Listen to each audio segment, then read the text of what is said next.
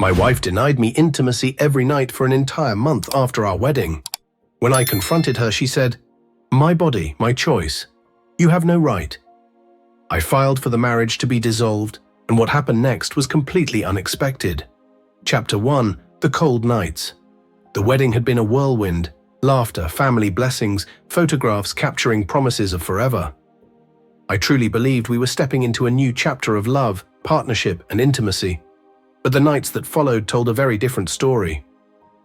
Every night I reached for her, seeking closeness, and every night she turned away. Sometimes she said she was tired, sometimes unwell, sometimes simply lost in her phone until she fell asleep. The screen's glow more important than me. At first, I was patient. I told myself marriage required adjustment, understanding, patience. But as days turned into weeks, patience corroded into confusion, then pain. On the 30th night, I finally spoke. Not with anger, but with a quiet, pleading voice. "We've been married a month. You haven't touched me once. What's going on?" Her response wasn't hesitation, it wasn't remorse. It was a sharp, dismissive dagger. "My body, my choice. You have no right." The coldness in her eyes shattered something inside me. That night, as she drifted off without a care, I stared at the ceiling, realizing she hadn't just denied me intimacy. She had denied me respect, love, and partnership. In that silence, I made a choice. I would go to court, not to fight for affection, but to dissolve this marriage entirely. If this was her vision of marriage, I wanted no part in it.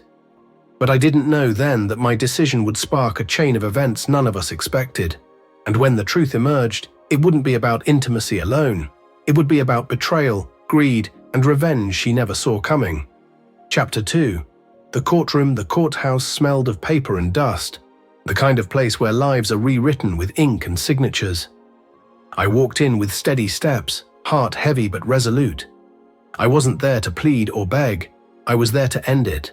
She arrived late, dressed in an expensive suit, her expression sharp and smug. To her, this was a performance she was certain to win. When the judge asked why I had filed for dissolution so soon after our wedding, she scoffed. "He's impatient, I just needed time. Really, Your Honor, he's unstable, demanding, and controlling. I can't live with a man like that." She looked at me as though my fate was already sealed. When it was my turn, I stood calmly, voice steady.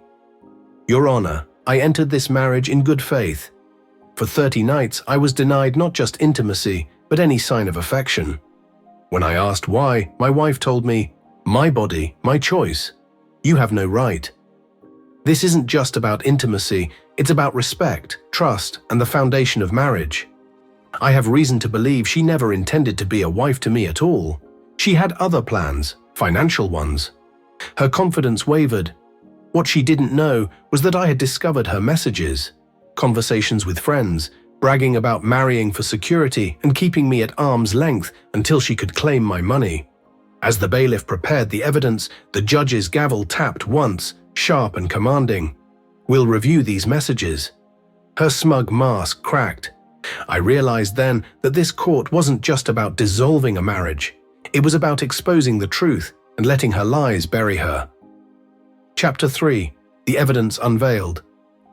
The courtroom fell silent as the bailiff handed the judge a stack of printed screenshots. Messages my wife thought were hidden forever. The judge adjusted his glasses and read aloud, "Don't worry, girls. I didn't marry him for love. I just needed the security. Once I get access to his accounts, he'll be nothing but a stepping stone. A month of rejection will keep him off balance.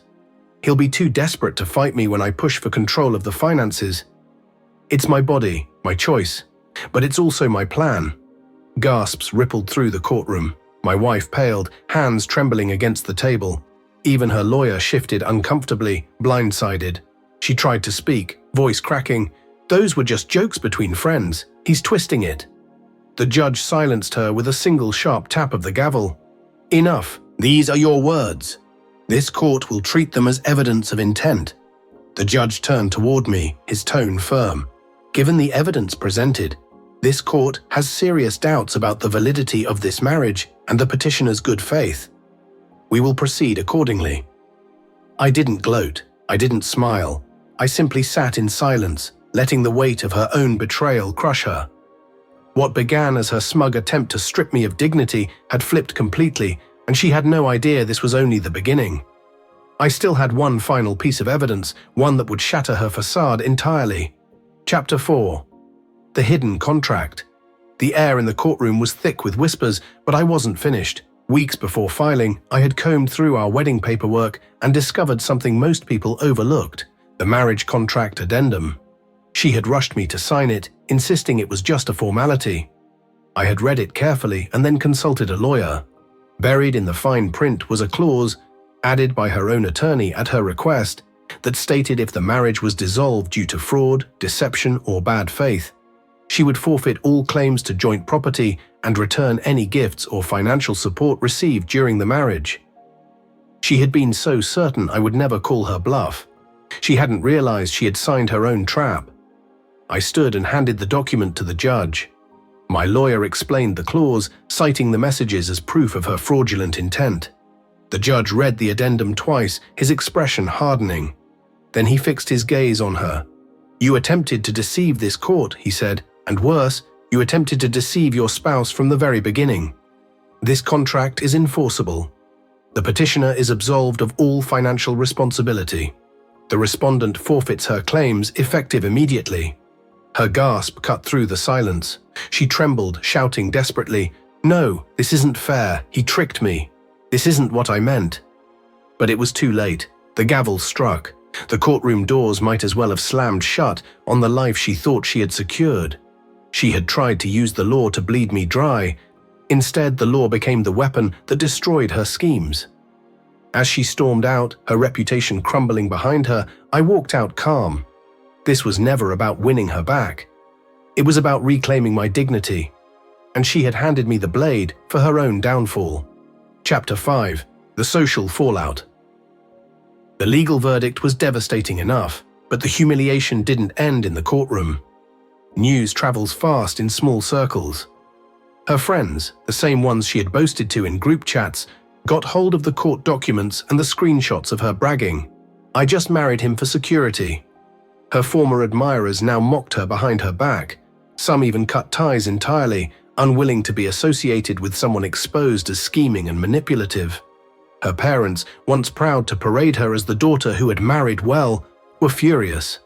They had vouched for her character, defended her choices, and now found themselves the subject of whispers at family gatherings. At one dinner she didn't even invite me to, her uncle reportedly slammed his fist on the table. "Do you realize the shame you've brought to this family?" he demanded. From that day on, even her relatives kept her at arm's length. She worked at a mid-sized firm where reputation mattered as much as performance, and now hers was irreparably tarnished. Once the truth leaked, whispers followed her through the office corridors. Her manager called her in. They couldn't fire her for the marriage scandal, but opportunities vanished overnight. Promotions stalled, clients didn't want her name on their accounts, and the glamorous life she had imagined, built on my hard work and her manipulation, disintegrated. The cruelest irony, she had rejected me night after night, claiming it was her body, her choice. But in the end, the real choice had never been hers. The law, her family, her friends, her career, they all chose to cut her off. She was left alone, stripped of the security she had schemed so hard to secure. Chapter 6. Poetic Justice. Months passed since the court dissolved our marriage, but her shadow lingered in whispers and headlines. Still, I hadn't delivered the final stroke, the one that would echo back to the very first night of rejection and seal her fate completely. One evening, at a restaurant I frequented for business dinners, I saw her. She sat alone at a corner table, hair disheveled, her phone silent beside her. The once confident woman who had mocked me now looked like a shell of herself. When our eyes met, she rose quickly and hurried over. "Please, can we talk, just for a minute?" Her voice soft and broken. "I've lost everything," she confessed. "My family won't look at me. My friends have cut me off. At work, they pass me by like I don't exist. I thought I was being strong, independent. But I see now. I destroyed us." Tears rolled down her cheeks, but they didn't move me. Not anymore. I placed my napkin on the table, looked her squarely in the eyes and said calmly, "You told me, my body, my choice. You have no right. You were right. You made your choice, and now you're living with it." Her lips quivered. She reached out as if to grab my hand, but I stood and stepped away. As I walked out of the restaurant, I felt no anger, only clarity. She had wanted a marriage of convenience, a life of manipulation and control.